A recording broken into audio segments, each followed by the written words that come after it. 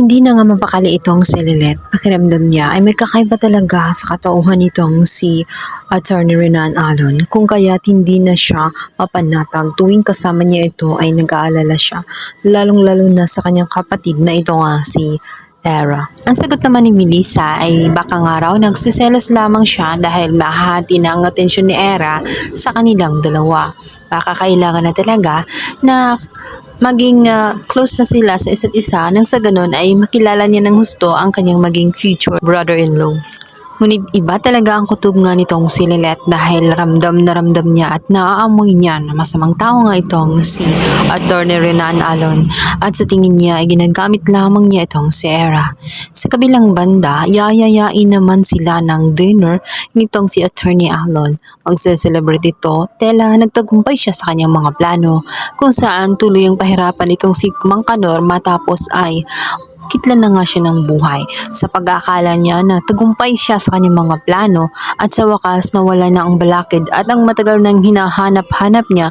Pakiramdam niya ay nabawasan na ang sakit ng kanyang puso sa pagkamatay ng kanyang ina. Sa kabilang banda, walang kamalay-malay si Attorney Renan Alon na humihinga pa itong si Mang Kanor. Kinawaan pa rin siya ng Diyos.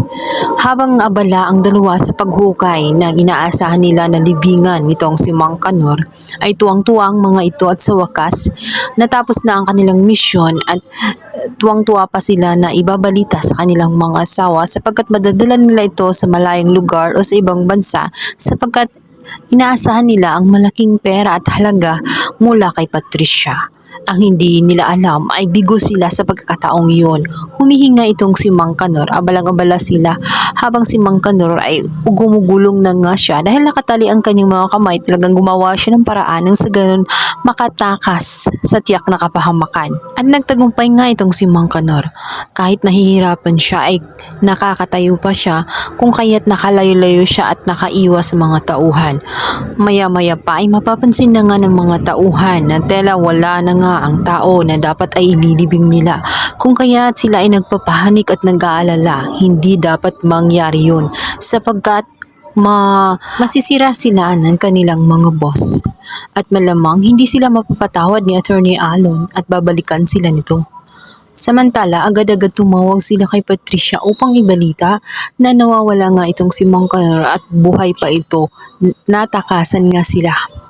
Nagkandalit-letse ang kanilang mga plano. Bukod pa roon ay mapapansin nga nitong si Romir ang kanyang asawa sa kakaibang kinikilos nito na tela nga ay nagtitirik ito ng mga kandila kung saan kung ilang tao na nga ang kanyang napapatay ay yun din ang bilang ng kandila na kanyang pinagtitirik.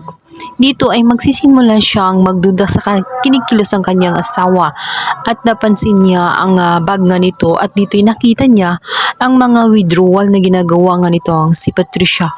Kaya naman napatanong itong si Romir kung ano nga ba ang tinatago-tago ng kanyang asawa at bakit nagkukuha siya ng malaking pera at hindi man lang pinapaalam sa kanya. At dahil nga doon ay magsisimulang mag-imbisiga dahil malaki na ang hinala nga nitong si Romir matapos nga ilang gabi nga ito na late na nga umuuwi at madaling araw na nga siya na dumadating at laging puyat. Kung kaya't naisip niya naman na nga itong si Patricia hanggang sa tumawag ang kanyang tauhan at dali-daling umalis. Kung kaya't itong si Romir ay nakaisip na nga na sundan nang malaman kung ano nga ba ang pinagkakaabalahan ni Patricia dahil nagdududa na nga siya ng gusto sa kinikilos ng kanyang asawa.